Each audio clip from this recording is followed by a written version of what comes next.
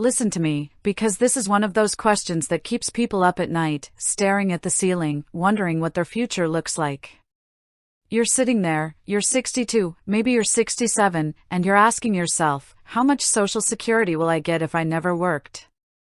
Maybe you were a stay-at-home parent, maybe you cared for an aging relative, or maybe life just took you down a path where you didn't pay into the system through a traditional job.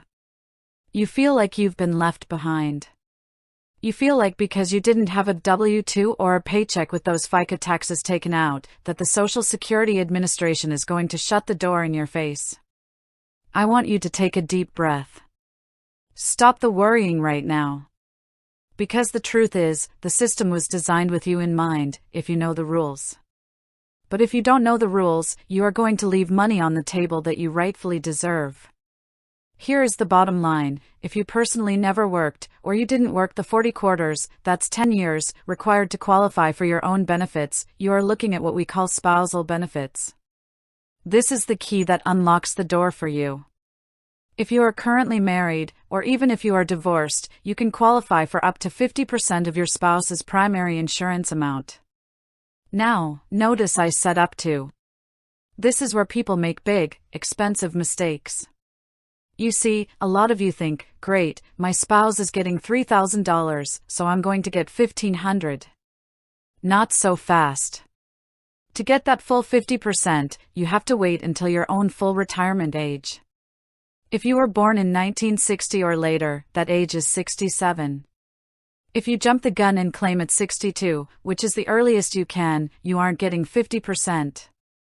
You're getting closer to 32%.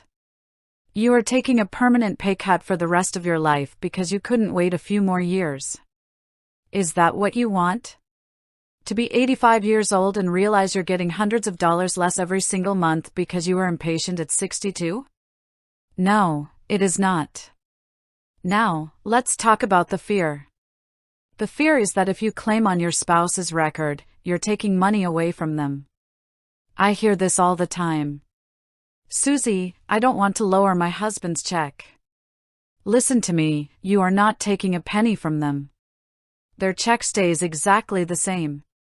The Social Security Administration doesn't take from Peter to pay Paul in this scenario. This is an additional benefit for you. But what if you're divorced? This is where a lot of you think you're stuck. You think because that marriage ended 10, 20 years ago, you have no rights. If you are married for at least 10 years and you are currently unmarried, you can still claim on your ex-spouse record. They don't even have to know. You don't have to call them, you don't have to ask permission, and it doesn't affect their benefit or their new spouse's benefit one bit. If you've been divorced for 2 years, and you're 62 or older, that door is open for you. Don't let pride or a bad breakup keep you from the financial security you earned through that decade of marriage. Then there's the question of what if they pass away?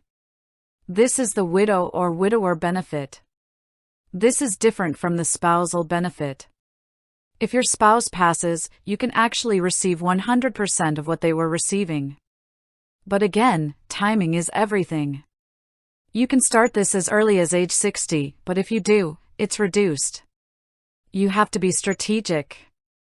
The actionable takeaway I have for you right now is this: you must go to the Social Security website and create your My Social Security account. Even if you didn't work, your spouse needs to check theirs so you know what that primary insurance amount is. You need to sit down with a calendar and look at your full retirement age. Do not just take the money because you can. Take the money when it makes sense for your long-term survival. If you have zero work history, your number is tied to the person you built a life with.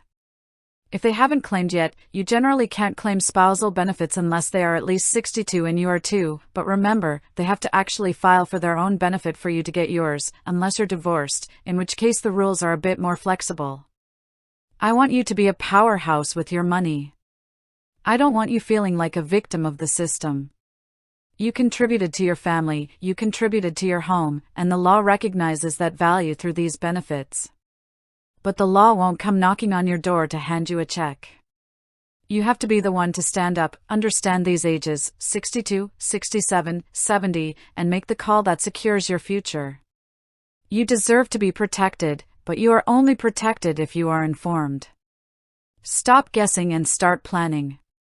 Because when it comes to your retirement, I didn't know is a very expensive phrase.